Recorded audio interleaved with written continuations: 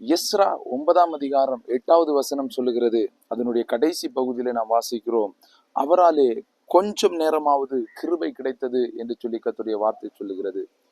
இஸ்ரவேல் ஜனங்கள், தேவனுடைய பிள்ளைகள் கர்த்தருக்கு விரோதமாய் பாவம் செய்தார்கள். கர்த்தருக்கு விரோதமான காரியங்கள் அநேகம் செய்தார்கள். அதனாலே அவர்கள் பாபிலோனுக்கு அடிமைகளாக கொண்டு போகப்பட்டார்கள். பாபிலோனிலிருந்து மீண்டும் கர்த்தர் சிறையிருப்பிலிருந்து மீண்டும் கொண்டு வந்தாலும் கூட இந்த ஜனங்கள் கர்த்தருக்கு பிரியமான காரியங்களை செய்ய தவறிக்கொண்டே இருந்தார்கள். இந்த அதிகாரத்தின் முதல் வசனத்திலே கடைசி வார்த்தை சொல்லுகிறது, அவர்களுடைய அருவருப்புகளுக்கும் அவர்கள் விலகி இருக்கவில்லை என்று சொல்லி கர்த்தருடைய வசனம் சொல்லுகிறதை நாம் பார்க்கிறோம். ஆம், அநேக நேரங்களில கர்த்தர் நம்முடைய வாழ்க்கையில கிருபைகளை கொடுத்திருக்கிறார். கர்த்தருடைய கிருபை பரிபூர்ணமாய் நம்முடைய வாழ்க்கையிலே வந்தபடியினாலே பல இக்கட்டான சூழ்நிலைகளிலிருந்து, பல போராட்டங்களிலிருந்து, பல அடிமைத்தனங்களிலிருந்து கர்த்தர் நம்மை விடுதலையாக்கி கொண்டு வந்திருக்கிறார்.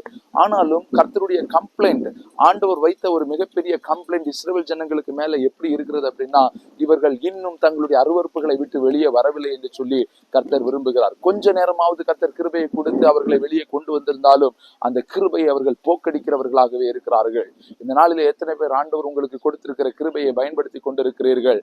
பவுல் சொல்லுகிறார், இந்த கிருபையை நான் விருதாவாக்குவதே இல்லை. கர்த்தர் நமக்கு கொடுத்திருக்கிற கிருபை எதற்காக என்று சொன்னால், நாம் கர்த்தருக்காக பயன்படும்படியாய், நாம் சிலருக்கு ஆசீர்வாதமாய் இருக்கும்படியாய். இந்த நாளிலே ஆண்டுடைய சமூகத்திலே ஒரு தீர்மானம் எடுங்கள். கர்த்தர் எனக்கு கொடுத்திருக்கிற கிருபையை நான் வீணடிப்பதில்லை, நான் விருதாவாக்குவதில்லை. அவர் என்னை பாவத்திலிருந்து இரட்சித்திருக்கிறார். நான் எவ்வளவோ பாவிதான், பல பாவங்களை செய்திருக்கிறேன், பல துன்மார்க்கத்திற்குள்ளாக நான் நடத்தப்பட்டிருக்கிறேன். ஆனாலும் கர்த்தர் அப்படிப்பட்ட படுகொலியிலிருந்து என்னை இரட்சித்து இன்றைக்கு மீட்டு கர்த்தருடைய சமூகத்தில் என்னை வைத்திருக்கிறார். இது ஒரு மிகப்பெரிய கிருபை.